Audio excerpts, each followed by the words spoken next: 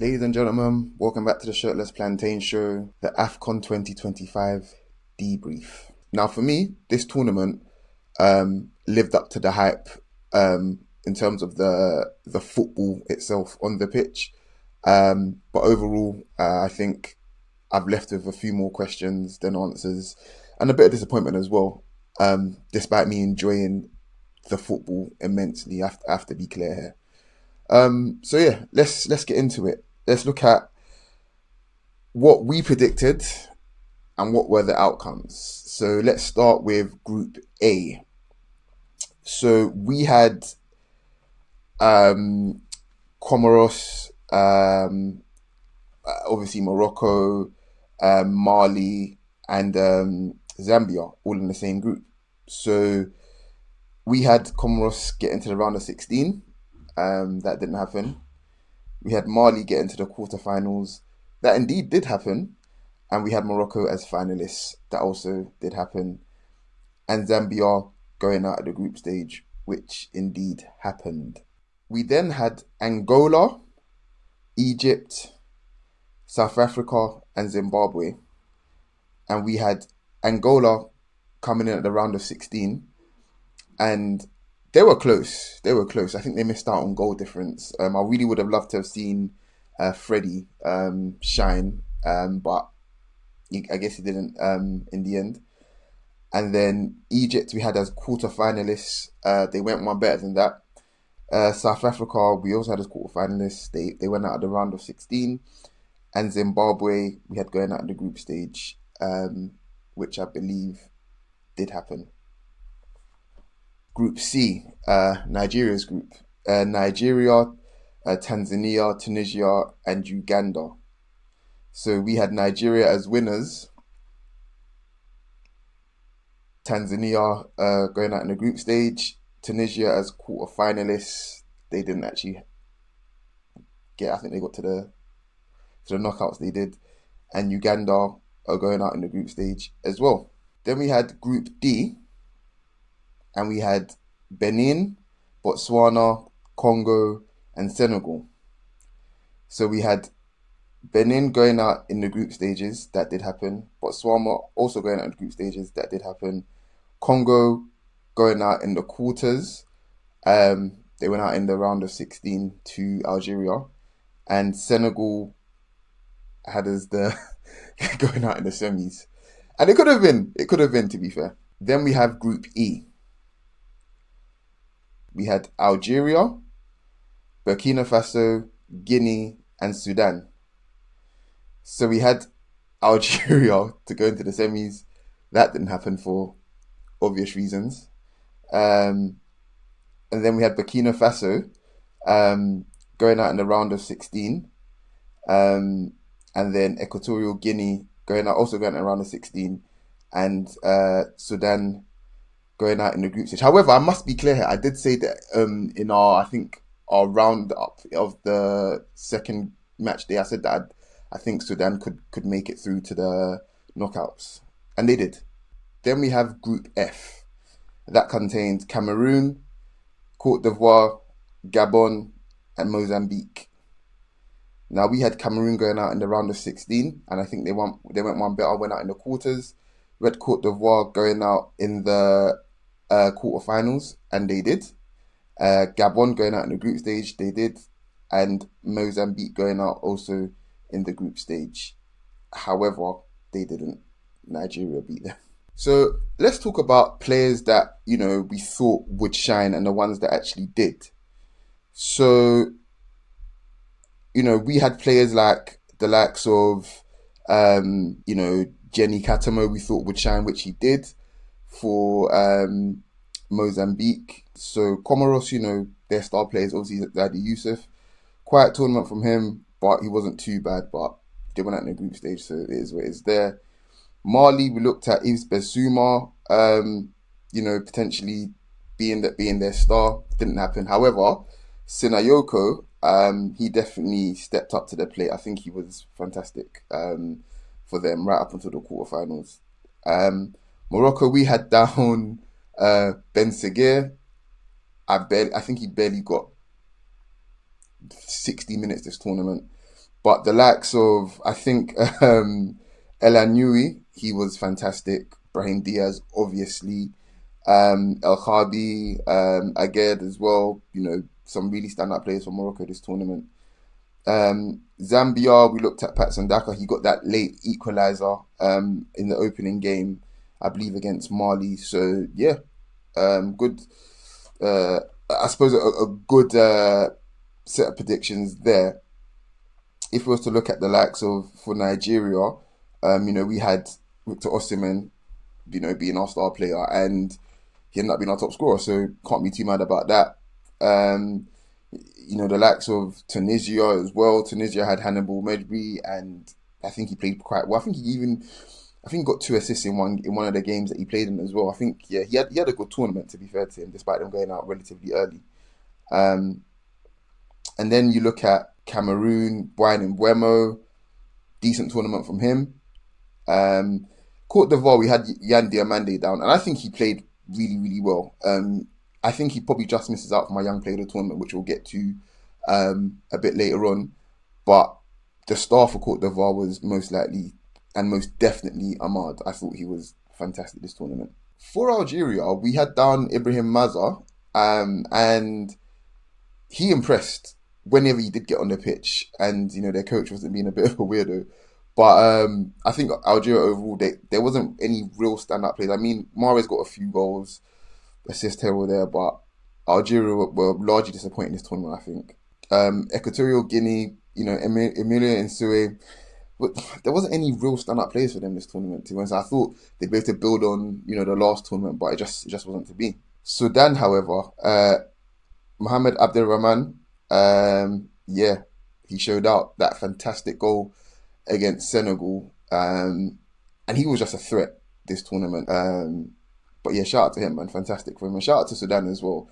They came out of the group, and they had they took the lead against the eventual winners as well. They had a good tournament. We spoke about DR Congo, having a great defense, and having some stand up players, and we thought Noah Siddiqui would show out. He was okay this tournament, to be honest, but I think the real star of Congo's actual tournament was most likely their entire defense. I thought they were good, despite them obviously not getting as far as I thought they would. In regards to Senegal, too many stars. We picked out Njai, and I thought he was great.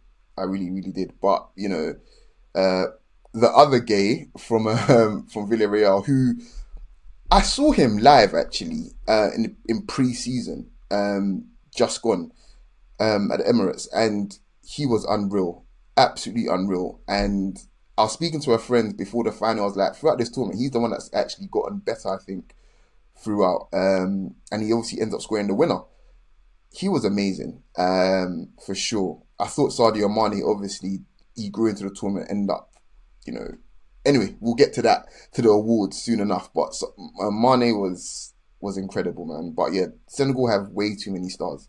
So if we're going to round up the groups, there was no real surprises, genuinely. Like, I think that was probably the most telling thing about this tournament. There was hardly any upsets. Like, none, really. All the favourites won when they were supposed to. And in the tight games, the slightly better teams won again, I think. But I think we have to give, again, a special shout out to Sudan for making it out of the group. Nobody gave them a prayer, and they did. I think also, if we're looking at performances, look, I'm going to try to be as objective as I can, but I think Nigeria impressed me the most, especially in the groups. If we're just talking strictly, I think Nigeria were the most impressive team, scored the most goals, I think created the most chances as well. Won all 9 points. I think the only other team to do that was that Morocco. I think it was Morocco. They won all the other groups as well. But yeah, if I'm wrong, I'll fling it up in the edit. It's fine. But yeah, in terms of performances, overall, overall, I think Nigeria are definitely the ones for me. In the groups for sure. And you know what? To go back to as well the performances and the fact there was no real surprises. I think a lot to do with that was the fact that stick with me now, guys. Like, the weather and the pitches really resembled a lot of what a lot of the top players in AFCON are used to in Europe. It wasn't dry and humid. It was, it was wet. It was a lot of torrential rain, and the pitches were just fantastic in general.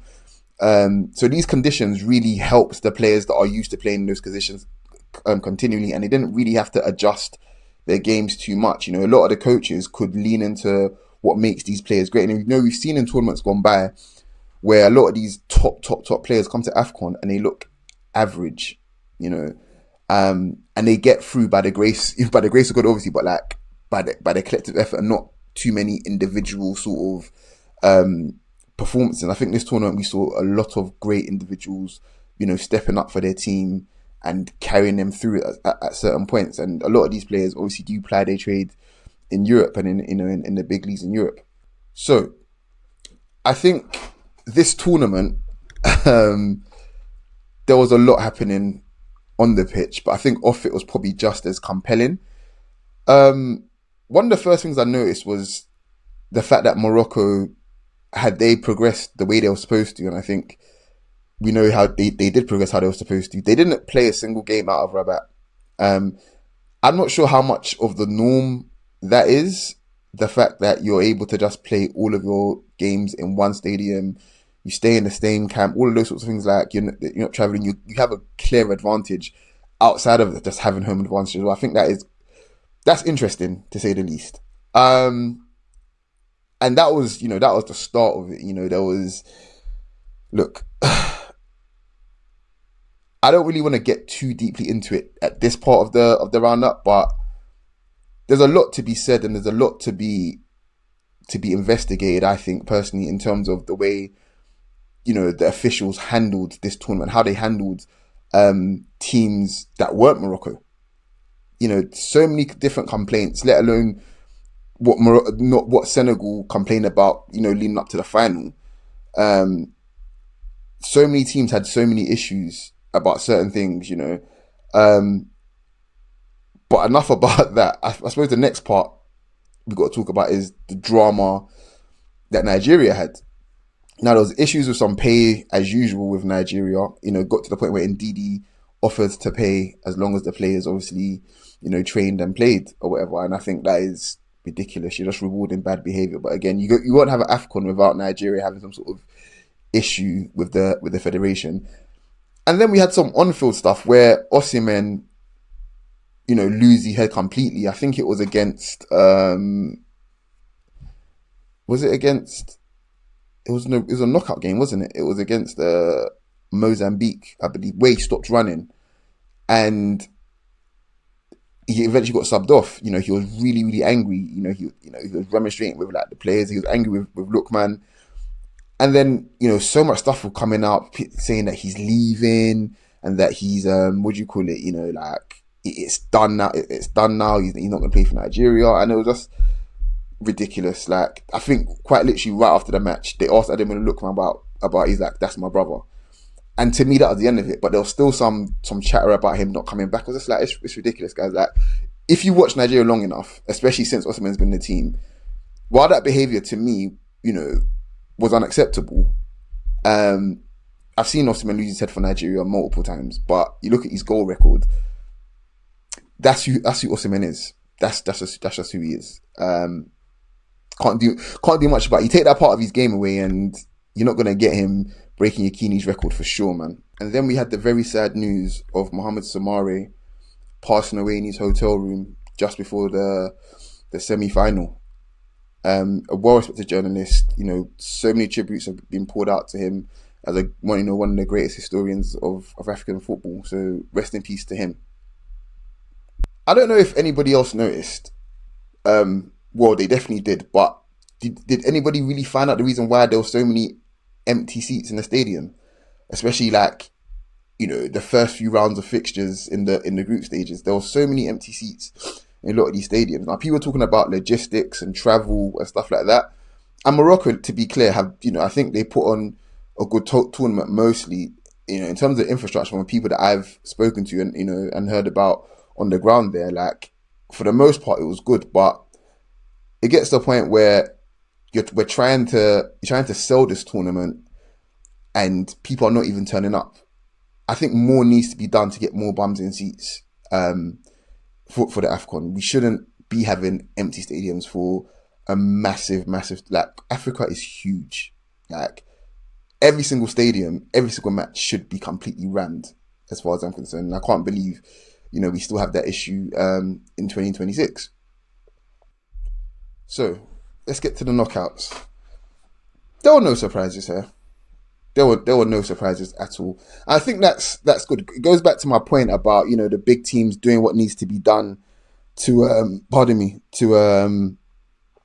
to get through. Like, if you're looking at some of these fixtures here, like Nigeria, winning 4-0 against Mozambique, no surprise there.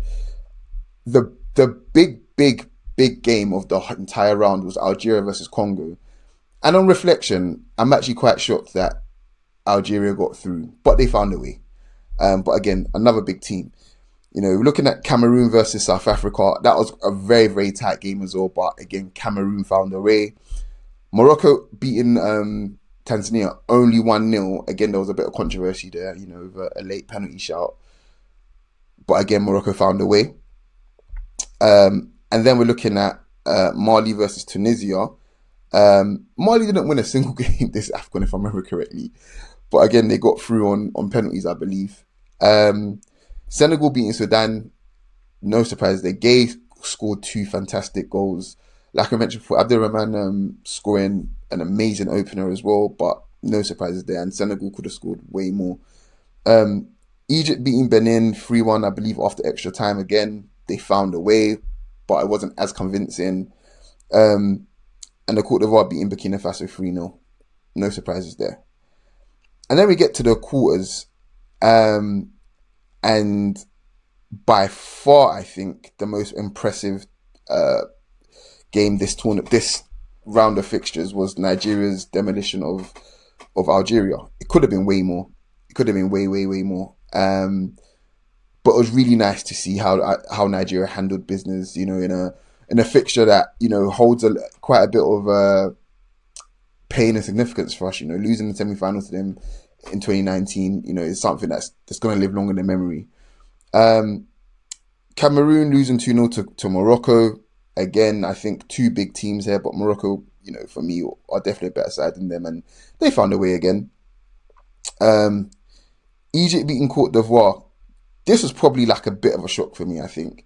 On paper, I would have said Côte d'Ivoire for sure.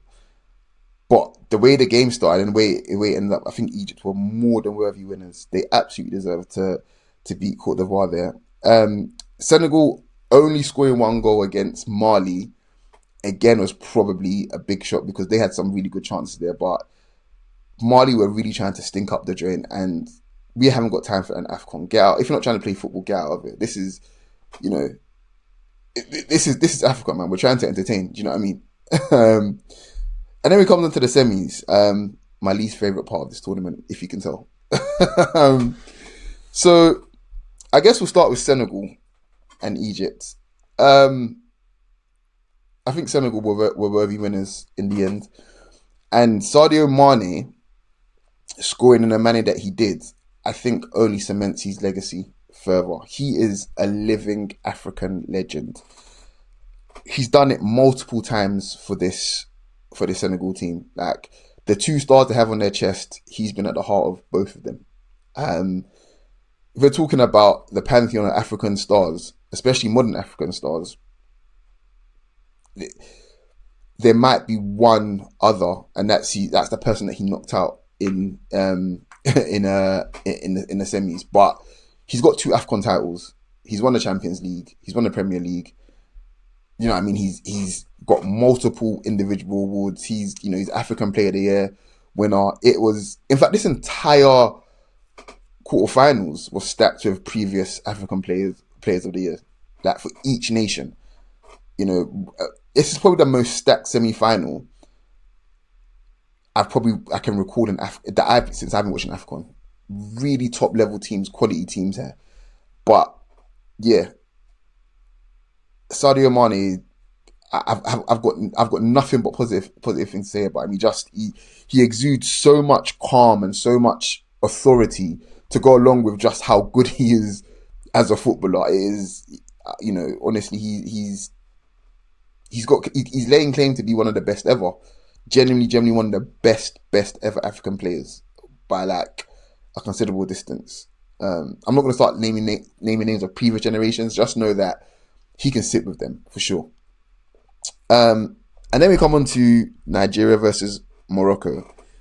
Now, I watched a video the other day that backed up my thoughts about how referees can affect momentum, and how they can just stop you essentially from playing. And I'm an Arsenal fan, so you already know how I feel about referees in general. But I thought I'd give referees the benefit of the doubt here. Now, I'm not going to try and go too deeply into this on this part here because I think there's more to talk about in the final.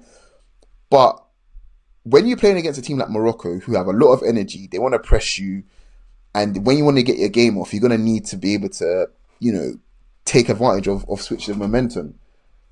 But switches of momentum come from winning your duels. Do you know what I mean? Making a team turn and face their own goal and run back towards their own goal.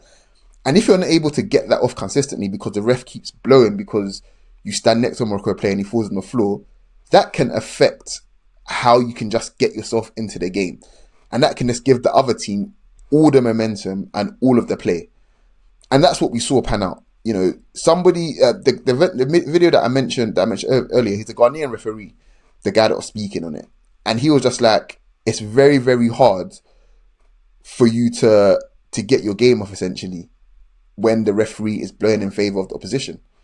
And if you can't see that, then you don't understand football. And it's true. Now, this isn't an excuse for Nigeria not beating Morocco. It's just a reality of what happened. Some of the calls here were so egregious that I don't think I've been as angry at a football match, especially a Nigeria football match, probably ever in my life. Seriously.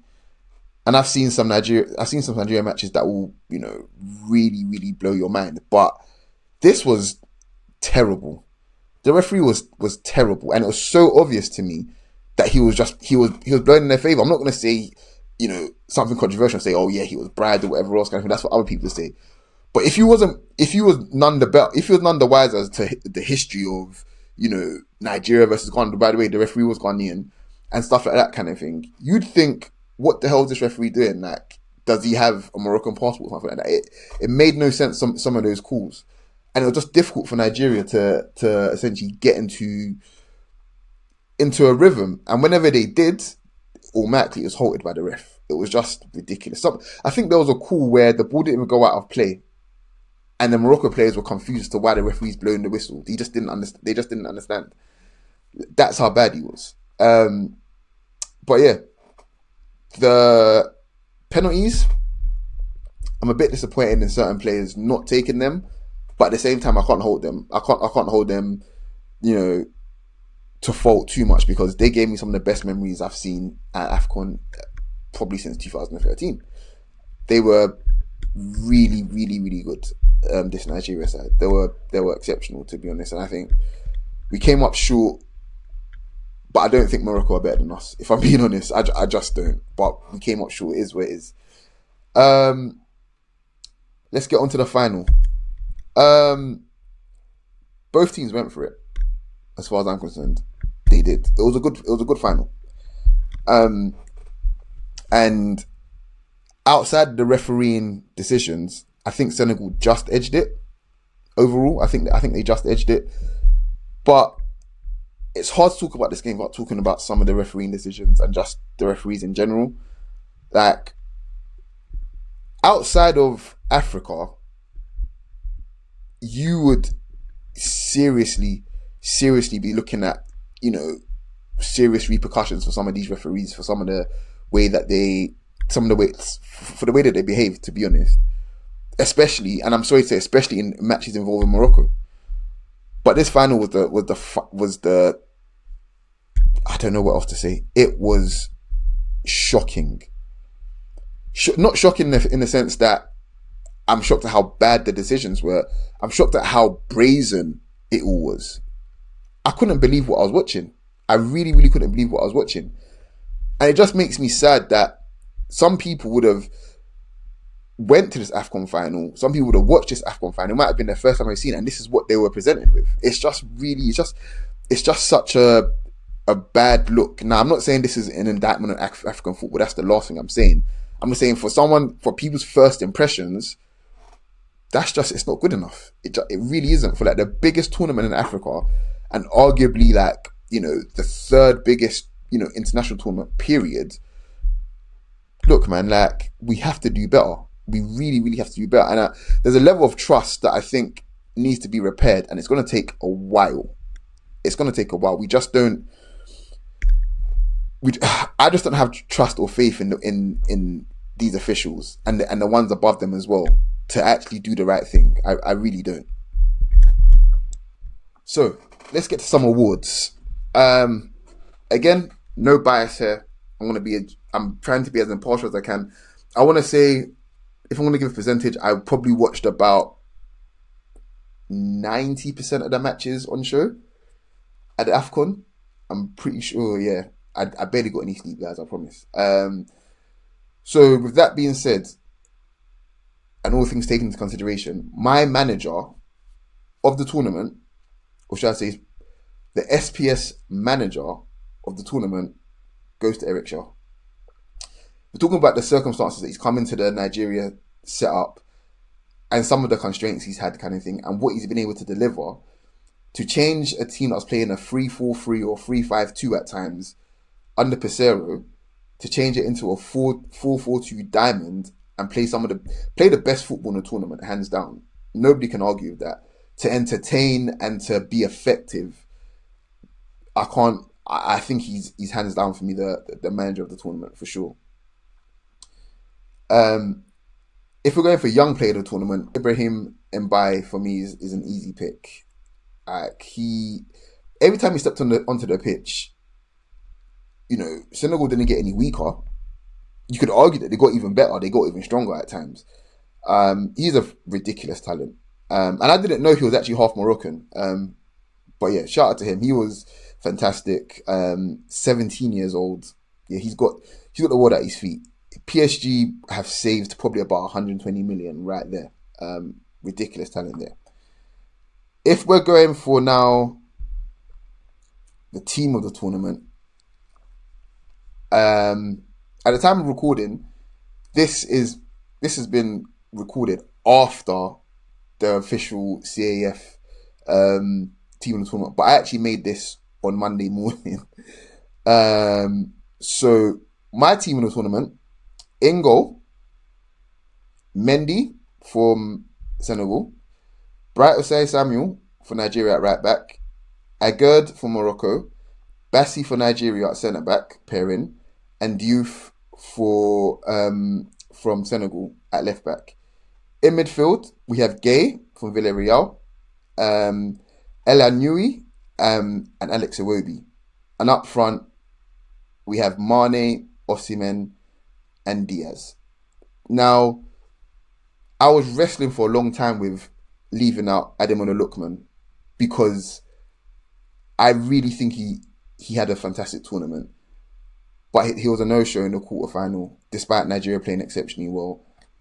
And he was a no-show in the semi-finals as well. And I think it's just difficult for me. And I know he got the most goal contributions in the tournament as well. I think he got 4 assists, 3 goals as well. But again, that dried up after the round of 16. So again, it's really difficult for me to honestly put him there, considering what the others had done. Like Bram Diaz scored in 5 games in a row. Mane scored the winner in the semi-final. Osimhen, Victor Osimhen, man. Literally, like, yeah, it was difficult for me. But he definitely deserves an honourable mention. Idrissa Gueye as well, I think, deserves an honourable mention. But yeah, that's the team of the tournament. In regards to the player of the tournament, I think it's Sadio Mane. Like, you guys probably knew from before, earlier in this roundup, what it was going to be. But he was, for me, overall, being the winner, his role in the farce that led up to the the players leaving the pitch, which we'll get onto. And just the fact that he was quite clearly the lighthouse, the light bulb for this Senegal team, despite them having a lot of talent there. So let's talk about the final and everything that happened around it, and again the disallowed goal and the penalty farce. So Senegal got a train into Rabat. They were met with no security. They were mobbed by fans. Just a difficult couple of days in general leading up to the final. Their training complex was, I believe, right next to Morocco's as well. And that led to fears of them being spied on and stuff like that. There was just a lot of stuff that could have been done better that led to anxiety from these players and stuff like that. You want to be in the best condition mentally and physically, and just from their arrival into Rabat, it seemed like they were being hard done by. A little bit of skullduggery is what I'll say. The ticket allocation. Now, if figures that I'm reading are to be correct, I don't think they even got up to 3,000 tickets. Stadium holds at least, I believe, 65,000. And one of the finalists only get, in terms of their fan allocation, they only get 3,000 out of 65,000. That is a joke. That is embarrassing. It's unacceptable. And it's so brazen. It's so brazen. Honestly, I cannot believe that. Honestly, it's so bad. So they're already facing an uphill battle. Towels, guys. Now, I didn't mention this in the Nigeria game, but I even saw some footage of Nwabali having a banana thrown at him. I'm not going to talk about racism in Africa, because to me that even sounds like an oxymoron. I know, but I'm shocked. I'm shocked to see that at the AFCON. I'm not shocked that it happens. I'm shocked to see it at the AFCON. But then the whole thing around stealing the towels, and then it's not even just the players, whatever. It's the ball boys that are involved. It's the stewards that are involved. There's a level of unprofessionalism and straight up just wickedness that I don't understand why you would do that. I mean, someone posted a video of himself having a coffee or tea with Mwabali's towel. Like, what is that? And then we get onto the final, where Senegal's reserve keeper, who's a professional footballer in France, is quite literally having a fight with the ball boys. These ball boys couldn't be of older than 14 or 15 years old, and he's a professional grown man footballer having to fight to have the towel for Edouard Mendy not stolen. Now, on the disallowed goal, Hakimi is embarrassing for falling on the floor like that. But what's more embarrassing is the referee so eager to blow the whistle there. Like, you didn't even want to let VAR help you out. You just couldn't even. It's ridiculous there. That is a goal that's good anywhere in the world. Nothing wrong with it at all. And then what happens? You go up the other end and give a pen for something that happened already in that game already, by the way. Players throwing themselves to the ground after being slightly touched. But you give it for Morocco that late in the game. It's just a bad look. It's generally just a bad look. It's fueling that idea of so many things here. The timing of everything is so bad. So you give the penalty, and this is why I'm a big fan of really standing up for what you believe in and not worrying about or caring about who's going to be inconvenienced by it, especially in the face of such obvious injustice and just straight up fuckery, basically. It doesn't matter if the world is watching. In fact, it's even more reason that the world is watching, that you stand up, that you scatter everything. It has to be done. You can't let something like that slide and just say, We'll just get on with it. You know, I'm seeing like well respected for God knows whatever reason journalists like Ian Dark say, you know, that can't happen. You have to just let it go. No. I'm sorry, that's colonial talk right there. We're not here for that anymore. We're not. When something as obvious as that, you have to take matters into your own hands. And I'm so proud of Senegal. I have to say it again. I'm so proud of Senegal of doing that. You have to. It's so obvious when people are clearly trying to essentially steal from you, trying to steal an AFCON from you. And I think the action, number one, in itself is symbolic. But what's even more symbolic is the fact that Morocco and the rest of them were not expecting it. They weren't. And that comes from a level of arrogance. It comes from a level of entitlement that they thought, oh, we provided all these wonderful stadiums, you know what I mean, all this wonderful coverage, all of this, you know, whatever else kind of thing. That trophy belongs to us. Give us our trophy. And Senegal were like, no, actually, you need to play for it. You need to actually play and win fairly. And they were stunned. And as much as I wanted Mane to stay on to go off with them kind of thing, I'm glad that he did in the end stay on there, because again, this is another part that adds to his legend. Again, he is, you know, he is responsible for so much, you know, of what's good about the Senegal team. And the fact that he was the one to say, look, let's give it to God, let's go. And then comes the pen. Now, there's talk about Diaz missing it on purpose. Guys, be fucking for real, man. Seriously. Be for real. There is no way he misses that penalty. There is simply no way he misses that penalty on purpose. There is no way. He tried to embarrass Mendy. He tried to embarrass Senegal.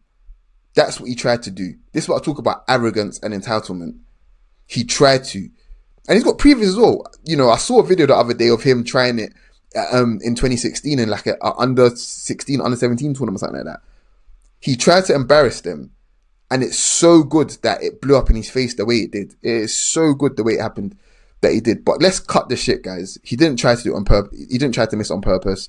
He clearly tried to embarrass them and tried to belittle them, and it blew up in his face. And it's good for him. It's really... I celebrated that harder than I celebrated the Gay's goal. I'm sorry, I did. And then we move on to extra time. Now, the goal, I think, is the most befitting way to score. This is the first goal I think Senegal have actually scored in the AFCON final as well, if I remember correctly.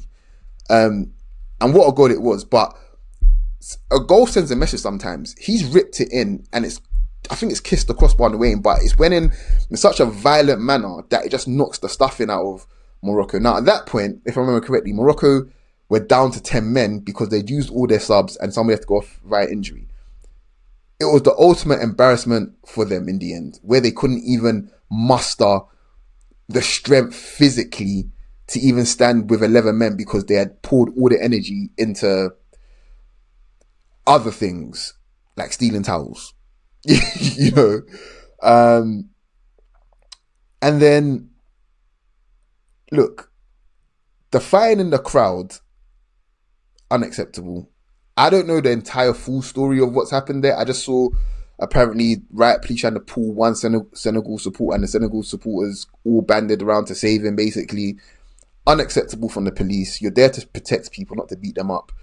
I don't know if Senegal fans provoked anything, but again, if they did, they need to do better. But yeah, that shouldn't be happening today. And then we got journalists fighting in the crowd as well. You know, you got idiots spreading misinformation saying that, oh, this journalist was kicked out because he was black. I have it on good authority from someone that I've worked with. We've worked with before in the past, Alistair Howarth. He was out there for an entire tournament and he recorded the whole incident. And this journalist was teasing Morocco journalists for an entire game. And then they had enough and wanted to kick him out, basically. And he should have been kicked out, to be fair, for that. You're there as a journalist, you're not there as a fan. You're there to do a job, there to be professional. But this idea that he was kicked out because he was black, let's stop that nonsense. You know, you got one big account on there that's got about 8.3 thousand retweets. He's been corrected multiple times, and the tweet is still up. But again, that's that. These are the kind of people we're dealing with in 2026. But again, that whole situation just shouldn't be happening in general. People just need to do better there. And then the king's brother not wanting to hand over the trophy. I'm sorry, that's just again a level of entitlement, a level of arrogance. You can't even see how embarrassing you are. It is just ridiculous. Again, but you've been disgraced here. I'm sorry, and you got what you deserved. And I think that probably the most embarrassing part of it all, and I've used this word a lot of times, but it's the fact that Pap Theo's come out to speak to journalists with his daughter, and they started booing him. They started like, where is the professionalism?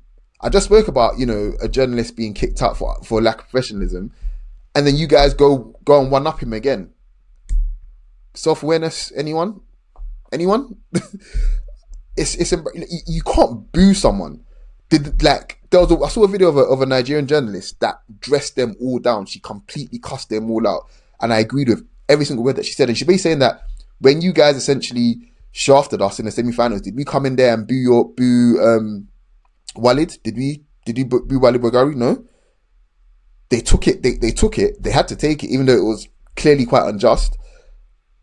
And then you guys are just sore losers. You're bad losers, which is true. Like, you can't have this level of expectation because you host a tournament that you should be handed. So you're telling me in 2030, well, I don't know when it is, the next World Cup that's going to be in Africa, you're telling me that you're going to expect them to hand you the trophy again.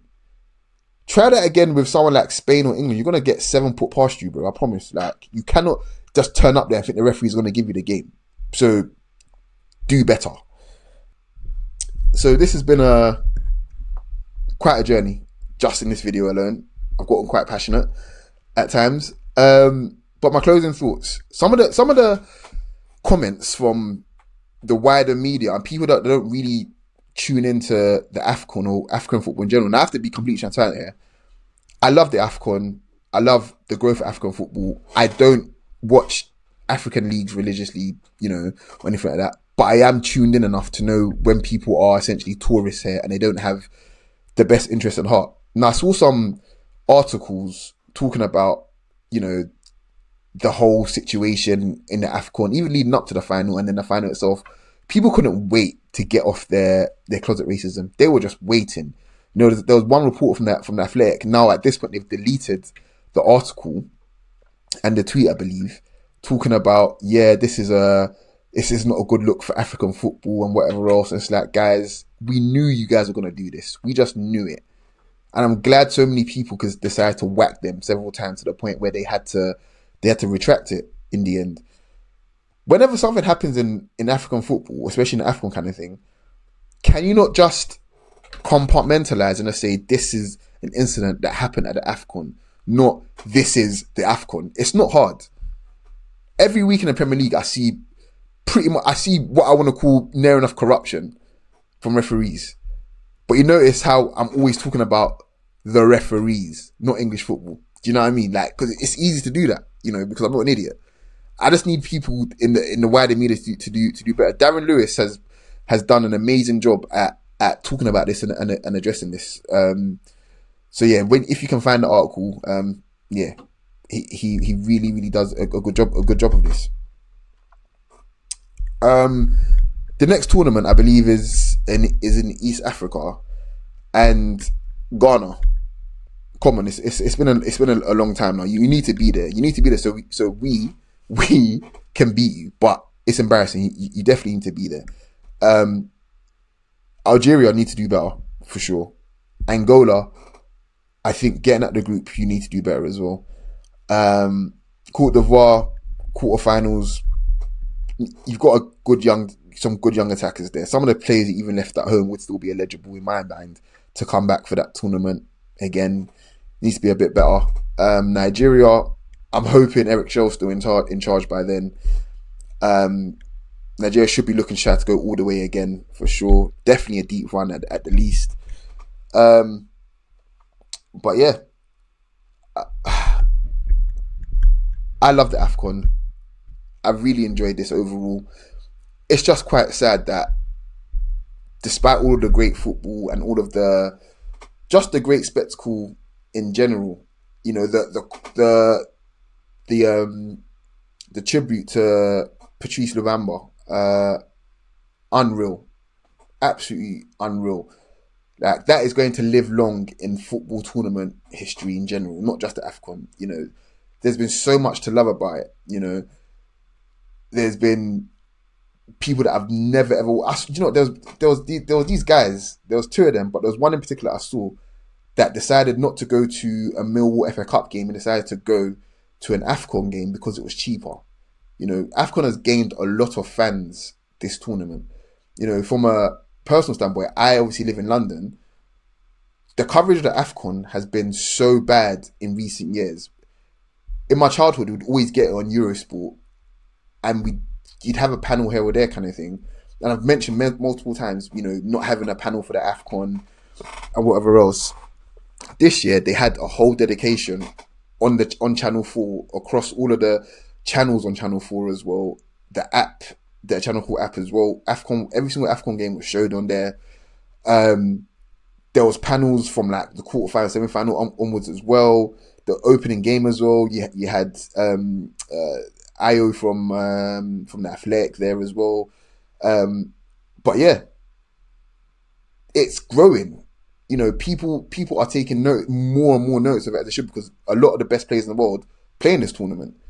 So let's keep trying to grow it, man. Like I have to give a special shout out to all of the journalists as well that covered this. Like I said, Alistair Howarth, should I say, and the rest of the On the Whistle team, Mimi Fawaz, Sadiq Adams, all of these guys. Like I've enjoyed consuming their content during this tournament because it's sincere. They care about it. They really put their heart and soul into this kind of thing. And the more of us that I suppose move that way with this tournament, like I think it's just beneficial for all of us. But yeah, I've been Coach. This has been the AFCON 2025 debrief. I hope you guys have enjoyed this as much as you enjoyed the tournament. And we go again. Take care, everyone. Peace.